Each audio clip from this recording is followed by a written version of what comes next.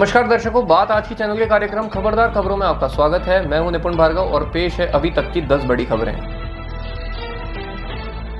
ज्ञानेश कुमार को नया मुख्य निर्वाचन आयुक्त नियुक्त किया गया है। ज्ञानेश कुमार निर्वाचन आयोग के सदस्यों की नियुक्ति के नए कानून के तहत नियुक्त होने वाले पहले मुख्य निर्वाचन आयुक्त हैं। उनका कार्यकाल 26 जनवरी 2029 तक रहेगा। हरियाणा कैडर के 1989 बैच के भारतीय प्रशासनिक सेवा के अधिकारी विवेक जोशी को निर्वाचन आयुक्त नियुक्त किया गया है।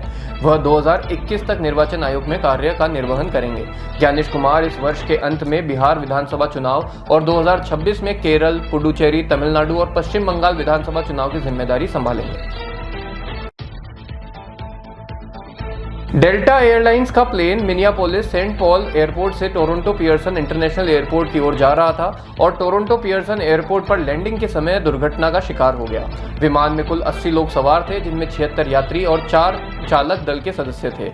विमानों से सभी यात्रियों को सुरक्षित बाहर निकाल लिया गया, लेकिन दुर्घटना में कई लोग गंभीर रूप से घायल हो गए। कनाडा की मौसम सेवा के मुताबिक एयरपोर्ट पर बर्फबारी होने और हवा की रफ्तार ज्यादा होने से यह हादसा हुआ। नई दिल्ली रेलवे स्टेशन भगदड़ मामले में प्रारंभिक रिपोर्ट में हादसे के 3 कारण बताए जा रहे हैं। पहला कारण क्राउड मैनेजमेंट में भारी लापरवाही बताई गई है। 15 फरवरी की रात स्टेशन पर यात्रियों की भारी भीड़ थी, लेकिन उसे संभालने के लिए कोई पुख्ता इंतजाम नहीं किए गए थे। यहां तक कि हर घंटे 1500 जनरल टिकट भी बेचे गए। साथ ही पर्याप्त सुरक्षा कर्मी भी मौजूद नहीं थे। दूसरा कारण, ट्रेन अनाउंसमेंट से यात्रियों में भ्रम पैदा हो गया। कई यात्रियों को लगा कि उनकी ट्रेन का प्लेटफॉर्म बदल गया है, जिससे अफरा तफरी मच गई। और तीसरा कारण, रेलवे प्रशासन ने वीकेंड पर भीड़ के लिए कोई अतिरिक्त विशेष इंतजाम नहीं किए थे, ना ही यात्रियों को सही सूचना देने के लिए कंट्रोल रूम बनाया था।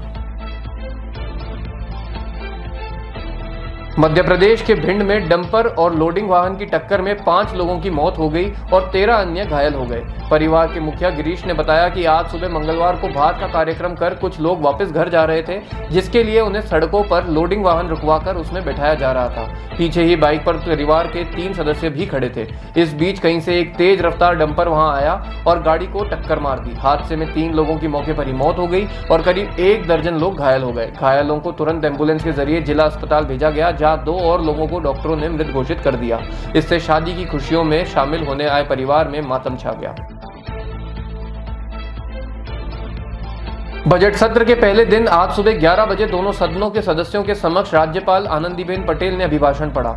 सभी अभिभाषण में उन्होंने राज्य सरकार की उपलब्धियों और नीतियों की चर्चा की।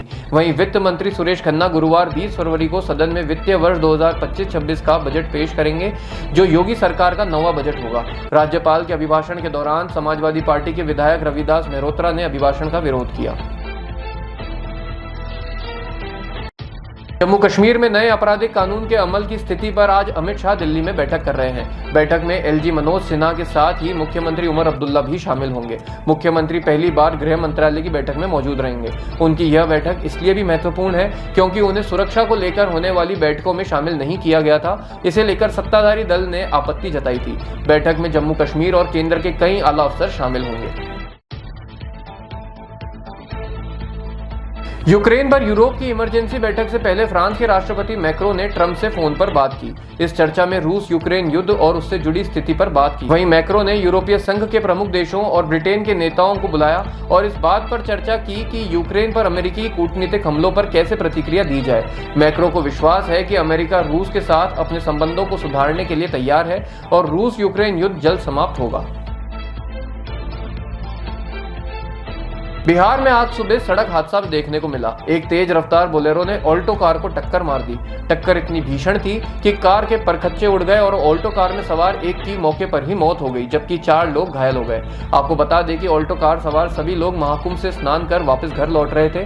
घटना के बाद बोलेरो में सवार लोग मौके से फरार हो गए। घायलों को अस्पताल ले जाने पर डॉक्टरों ने 2 जनों को मृत घोषित कर दिया, जबकि अन्य घायलों का इलाज जारी है। केशव प्रसाद ने अखिलेश यादव पर तंज कसते हुए कहा कि मैं अखिलेश यादव को सत्ता की कमी के कारण परेशान अवस्था में देख सकता हूं। मैंने पहले ही कहा था कि वह 2012 से 17 तक मुलायम सिंह यादव की सल्तनत के अंतिम शासक होंगे।